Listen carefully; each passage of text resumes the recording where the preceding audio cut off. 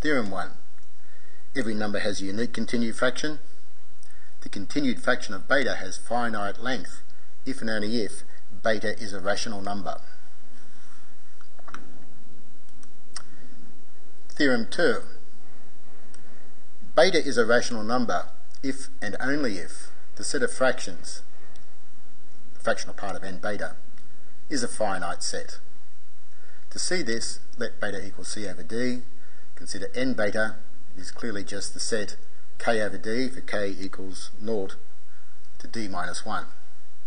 If beta is now an irrational number, then beta has an infinite continued fraction with convergence c over d, ck over dk, so that c over d minus beta is less than 1 on d squared. That is, beta is equal to c over d plus alpha over d squared, where alpha is in minus 1, 1. Choose an arbitrary x in 0, 1. Set nk equal to the integer part of xd multiplied by c to the minus 1 mod d plus d. Then nk beta is equal to jk plus dk multiplied by beta, which is equal to ck over dk plus alpha over dk squared.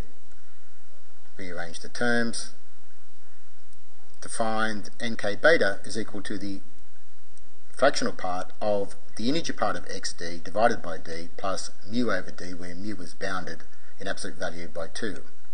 Hence, the limit as k goes to infinity of nk beta is equal to x. As x is arbitrary, we conclude nk beta, set of fractions thereof, is dense in 0, 1. That is, beta is irrational if and only if the set of fractions is dense in 0, 1. That's the first theorem. That could be where the error lies. Now, if beta n approaches beta and n beta n minus beta approaches a, some rational number, then beta is rational if and only if the set of limit points ni beta ni is finite. That's quite straightforward. You see there that n beta n is equal to n beta plus a plus delta n, where delta n goes to 0, whence n beta n in the limit is the same limit as n beta plus a.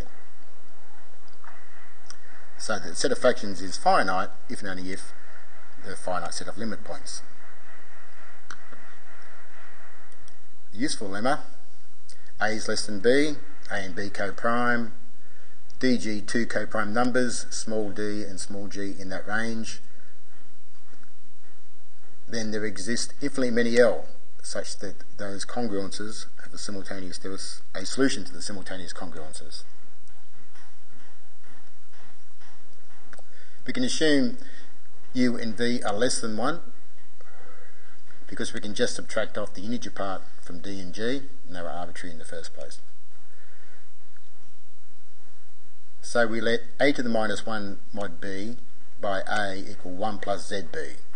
Then we choose L0 to be equal to d minus z times b, take away the integer part of u times b, multiplied by a to the minus 1 mod b. And we note that if for each k we define lk to be equal to L0 plus k times bd, such lk will solve the d congruences, the congruences mod d. Now, looking at v plus lk of x, lk times x, we see that that's equal to v prime plus k times x prime, where x prime is irrational.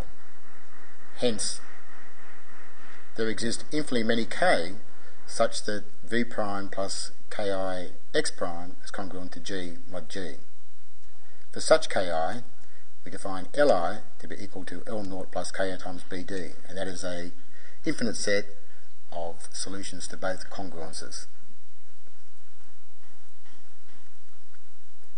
Note that the set of fractions of gamma is finite if and only if the set of limit points of nhn minus n log n is finite.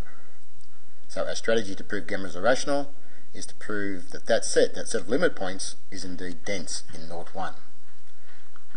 And we do that as follows. We choose an irrational beta with the property that its continued fraction has all its denominators of its convergence prime numbers.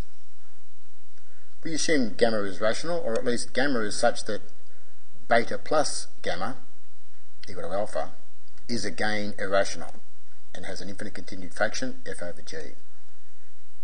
Since hn and log n are both dense, contiguously dense in 0, 1, we can choose a sequence such that HMI approaches beta and log MI approaches alpha.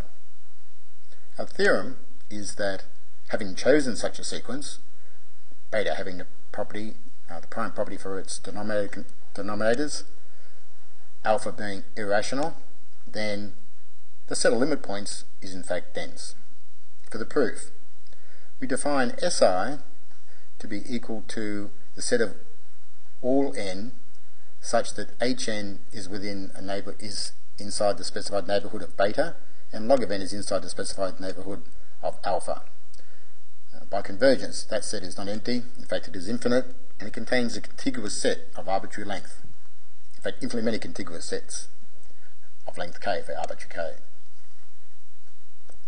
Now let mu and nu be arbitrary numbers in 0, 1, and for all I, we choose delta I such that d2i and g2i plus delta I are co-prime. That is always possible because gk and gk plus 1 are always co-prime, and d is assumed to be prime, so it can divide at most 1. We'll let j equal the mu d term by c to the minus 1 mod d, and I equal nu g by f to the minus 1 mod g. By the Chinese remainder theorem, there is a unique m bar less than dg with the property that mi plus m bar arbitrary j times dg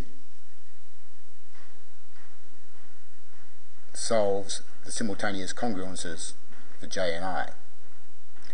So when we look at mi log mi, multiply that out using the equalities and the expression for the terms, we see that it is equal to mu di, integer part thereof, plus mix to I, integer part thereof, divided by d, plus a bounded term. Similarly, mihi, m times the harmonic series, is equal to nu times g plus m times y over g, plus a bounded term. Now, our two terms, mi plus j, the other by x and the other one by y, have the form v plus ju with x irrational and y rational. Y is rational because the harmonic series is always a rational number for every n. By lemma 1, there exists a j such that the simultaneous congruences, integer part mix, integer part miy, are both congruent to 0, mod d and g respectively. As hn and log n are both contiguously dense, we can choose such a j in Si, meaning that at that point the convergence to the continued fraction of the approximation are the continued fraction convergence for the limit points. Whence lim I goes to infinity of mi log mi is equal to nu, and limit n goes to infinity mi hmi is equal to nu. In particular, the set of fractions is equal to the set of limit points, which we see is dense, as nu and mu were arbitrary. By corollary 1, we have gamma is not in Q.